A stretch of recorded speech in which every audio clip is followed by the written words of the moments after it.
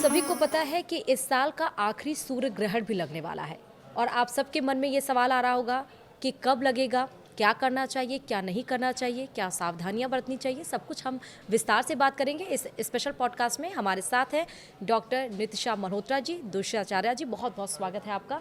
और सबसे पहले सवाल मेरा यही है कि कब लगेगा ये सूर्य ग्रहण, साल का जो आखिरी है, और क्यों लगता है सूर्य ग्रहण? जी, थैंक यू श्रुति जी और न्यूज़ 18 के सभी दर्शकों को राधे राधे, जय माँ पीताम्बरा।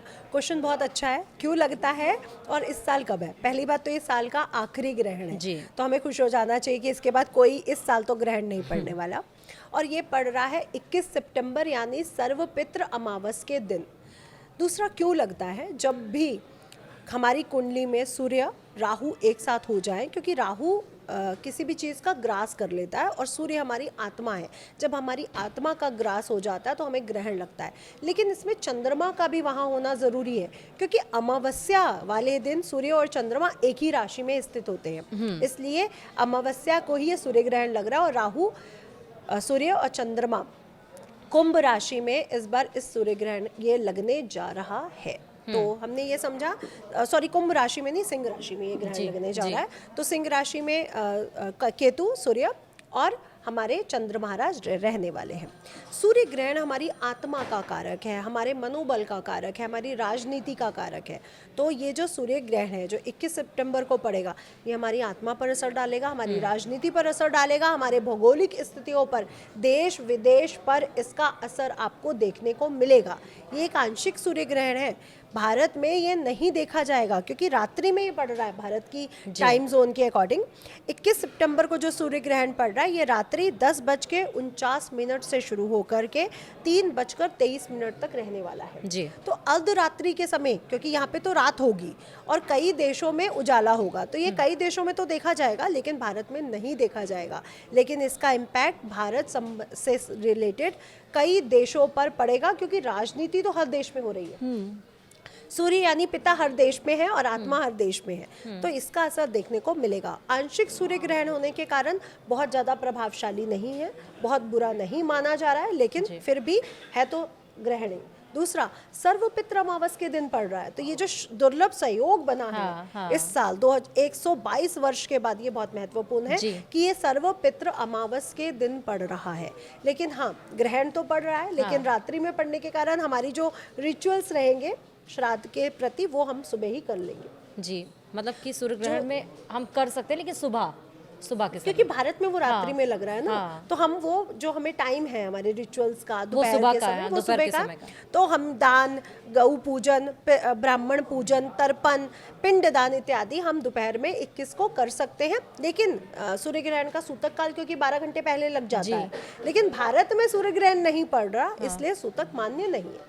मतलब ये आंशिक सूर्य ग्रहण है तो इसलिए सूतक उसका मान्य नहीं होगा, क्योंकि भारत में पड़ नहीं रहा, रात्रि में आ गया। अगर वो दिन में आता तो हमें सूतक काल मान्य होता। अब रात्रि में पड़ा है तो भारत में नहीं लग रहा है, तो सूतक काल भी मान्य नहीं है। तो हम पितरों का जो तर्पण है, पिंडदान है, जो पूजन है, वो कर सकते हैं, हमें किसी भी सूतक को देखने की जरूरत नहीं पड़ेगी। ठीक है, तो अभी आपने ये समझा कि क्या असर होगा। अब आपको हम ये भी बताना चाहेंगे ज्योतिषाचार्य जी के माध्यम से कि सूर्य ग्रहण में आपको क्या करना चाहिए और आप को क्या नहीं करना चाहिए। जी, तो ग्रहण पड़ रहा है तो ये तो ध्यान रखना ही चाहिए कि जो गर्भवती स्त्रियां हैं वो घर से बाहर ना निकले, सीधी लेटी रहें या सीधी बैठ जाएं, टांग के ऊपर टांग ना चढ़ाएं। कैंची का, चाकू का, तलवार का, ये सुई धागे का जो चीज़ें काटने वाली हैं या जो चीज़ें जोड़ने वाली हैं, कुंडी लगाना या खोलना, इन सब चीज़ों का प्रयोग ना करें। माचिस का प्रयोग नहीं कर सकती हैं, चिमटे का प्रयोग नहीं कर सकते, ये तो उनके सास या उनकी माता जी के द्वारा उनको बताया जाता है। लेकिन नॉर्मल लोगों के लिए भी इस बात का बेहद ध्यान रखें कि इस समय भोजन ना करें। यानी आपने 10:49 से शुरू करके रात्रि 3:23 तक भोजन तो नहीं करना है, क्योंकि ग्रहण लग रहा है, तो भोजन ना करें। इस समय नाखून काटना, बालों को काटना ज़रूरी अच्छा नहीं माना जाता है, वस्त्र बदलना अच्छा नहीं माना जाता है। तो क्योंकि भारत में नहीं लग रहा तो भारत में इसको नहीं किया जाएगा, क्योंकि रात्रि का समय है। लेकिन जो बच्चे लेट नाइट खाना खाते हैं, जो लोगों की नाइट शिफ्ट रहती है, वो रात को लेट नाइट जागते हैं, वो वो कृपया इस समय चाय कॉफ़ी या भोजन को ना लें तो अच्छा रहेगा। इससे पहले या इससे बाद में आप ले सकते हैं। और अगर लेनी भी पड़ती है, किसी कोई छोटा बच्चा है जहाँ पे शिशु पैदा हुए, जी। तो वहाँ पे दूध में या जो भी आपके खाद्य पदार्थ है तुलसी या कुशा डाल के ज़रूर रखें। ग्रहण में कुशा या तुलसी का विशेष महत्व है, क्योंकि जो बैक्टीरियाज है, जो निगेटिव एनर्जी है ग्रहण से जो उत्पन्न हो रही है, वो तुलसी या कुशा ही ऐसी दो वस्तुएं हैं जो उनको बचा लेती है, खाद्य पदार्थों को निगेटिव होने से बचा सकती है। एंटीबैक्टीरियल होते हैं जी, वो, इसलिए तो scientific तुलसी और कुशा को उस भोजन में डाल सकते हैं, तो उसका प्रयोग किया जा सकता है। दूसरा, इस समय सोना नहीं चाहिए, मंत्रों का जाप होना चाहिए ताकि उस ग्रह को ऊर्जा मिले। तो ओम नमो भगवते वासुदेवाय का आप जाप कर सकते हैं, जिससे सूर्य ग्रह को ऊर्जा मिलेगी। और अगर सूर्य ग्रह को ऊर्जा मिलती है तो इससे आपका मनोबल स्ट्रांग होगा, आपकी बॉस से, पिता से जो विवाद चल रहे हैं वो दूर होंगे, आपके जीवन में जो पॉलिटिक्स चलती है, झंझट चलते हैं, संतान नहीं उत्पन्न हो रही है, प्रमोशंस नहीं मिल रहा है, वो भी दूर होती है।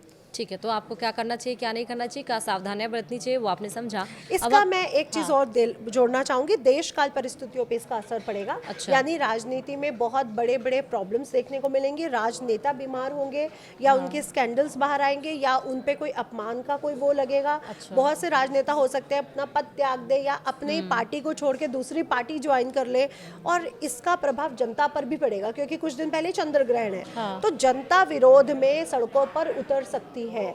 कोई ऐसा कोई कांड हो जाए, जैसे अपहरण कांड है या बलात्कार का कोई कांड है, जिसको लेकर के जनता बिल्कुल सड़क पे आ जाए, या कानून चेंज करवाने पे आ जाए, तो ऐसे कांड भी हो सकते हैं। अब आप देखिए, कितने सालों बाद एक ऐसा कांड हुआ कि स्त्री को जला दिया गया। हम पहले सुनते थे कि दहेज के लिए स्त्रियों को जला दिया, अब 2025 में तो सुनने को भी नहीं अच्छा लग रहा कि हमने ये सुना है अभी नियर बाय। तो ऐसे कांड, चाहे वो आदमी के साथ हो, चाहे वो स्त्रियों के साथ हो या बच्चों के साथ हो, ये होने के चांसेस बन रहे हैं।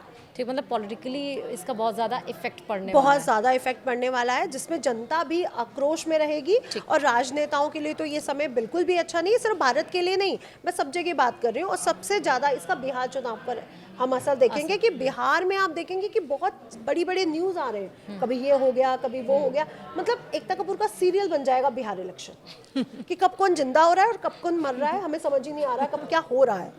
तो ये इम्पैक्ट हमें देखने को मिलेगा। ठीक बात है। चलिए, अब हम ये जान लेते हैं कि कुंडली में ग्रहण दोष यानी सूर्य ग्रहण दोष क्या है। जी, तो फिर से मैं बोलूँगी, ये मिथ्य है कि आपका सूर्य शनि के साथ है या राहु के साथ है तो आपको पितृ दोष और ग्रहण दोष है। ग्रहण दोष बनता कैसे है? सूर्य जब भी राहु के साथ होगा तो ग्रहण दोष का निर्माण तो होगा, लेकिन पूरी तरह से नहीं, क्योंकि ग्रहण दोष के लिए, सूर्य ग्रहण के लिए ज़रूरी क्या है? सूर्य और चंद्रमा का एक राशि में होना और साथ में राहु का भी आ जाना। तो आपकी कुंडली में जब भी सूर्य राहु एक साथ हो और साथ में चंद्रमा भी हो, अमावस का जन्म हो, तभी आपको सूर्य ग्रहण का दोष माना जाएगा। अन्यथा ये सूर्य ग्रहण दोष नहीं है अगर आपकी कुंडली में सूर्य राहु इकट्ठा हो जाते हैं। लेकिन हाँ, सूर्य राहु इकट्ठा होने पर भी यही उपाय रहेगा कि आपको पितृ तर्पण, जल का तर्पण, पिंड दान, ब्राह्मण भोज, गौ भोजन, कौवे का भोजन, चींटियों का भोजन, पताल निवासियों का भोजन और कुत्ते का भोजन अनिवार्य रहेगा, जो हर साल आप पूरे साल की अमावस पे भी आप कराएंगे और पितृ पक्ष के जो 15 दिन रहेंगे सर्व पितृ अमावस्या तक ये आपको कराना पड़ेगा। लेकिन अगर आपकी कुंडली में ग्रहण दोष है तो आपको एक काम और करना चाहिए। इसके लिए आपको जो सबसे ज़्यादा ज़रूरी है, गजेंद्र मोक्ष का पाठ है, पितृ मोक्ष एक पाठ आता है वो कर सकते हैं, विष्णु सहस्त्र नाम का जाप कर सकते हैं, जिससे आपको ग्रहण दोष से मुक्ति प्राप्त हो सकती है। और चंद्र ग्रहण के लिए आप शिव संकल्प सूक्त पढ़ सकते हैं, शिव पुराण पढ़ सकते हैं, शिव चालीसा पढ़ सकते हैं, गीता के 11 अध्याय के पाठ से भी हमारी कुंडली के जो ग्रहण दोष होते हैं वो समाप्त हो जाते हैं।